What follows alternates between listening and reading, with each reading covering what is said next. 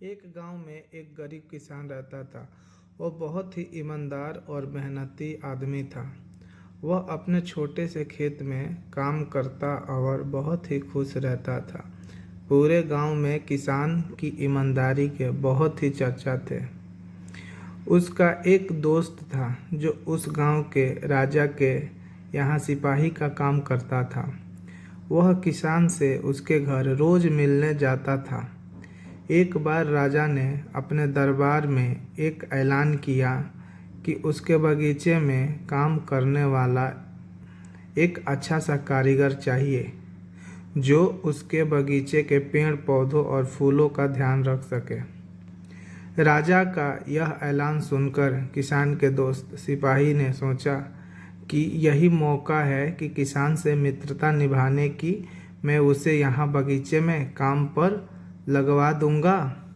उसका और मेरा साथ भी रहेगा, किसान का भला भी हो जाएगा।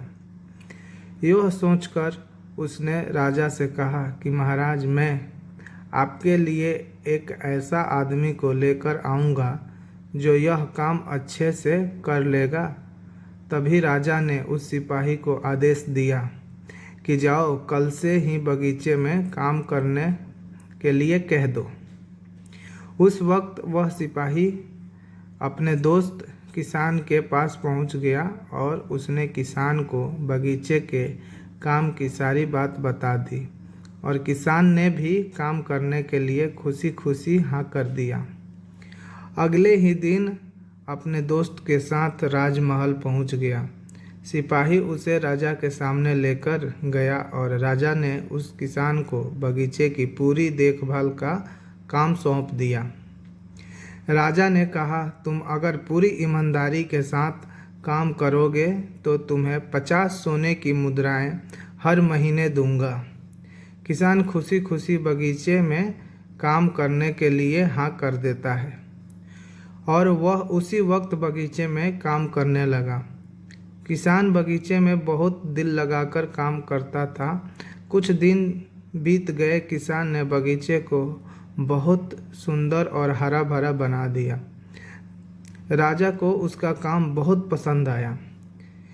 एक दिन किसान बगीचे में कुछ खुदाई कर रहा था तो उसने ज़मीन के नीचे कुछ महसूस किया। तो उसने और खुदाई की तो देखा वहाँ नीचे एक बड़ी सी संदूक थी। किसान ने वह संदूक बाहर निकाला और खोला तो देखा वह सोने और चांदी से भरी हुई थी। यह देखकर किसान बहुत खुश हुआ और अपनी ईमानदारी दिखाते हुए राजा के पास पहुंचा। राजा किसान की ईमानदारी देखते बहुत खुश हुए और उसके साथ वहां गया जहां किसान ने खजाना निकाला था। राजा ने देखा तो कहा, यह खजाना तो हमारे पुरखों का है। हम कई वर्ष से इसे खोज रहे थे। खजाना देख राजा बहुत ही खुश हो जाता है। राजा अगले दिन किसान को पूछता है, तुम्हें क्या इनाम चाहिए? किसान बोला, मालिक, मुझे कुछ नहीं चाहिए। मेरे पास जो भी है मैं उसी में खुश हूँ। राजा उसकी इतनी अच्छी बात सुनकर और खुश हो गया और उसने किसान को अपना मंत्री बनाने का फैसला किया। किसान ने राजा की बात मान ली और मंत्री बन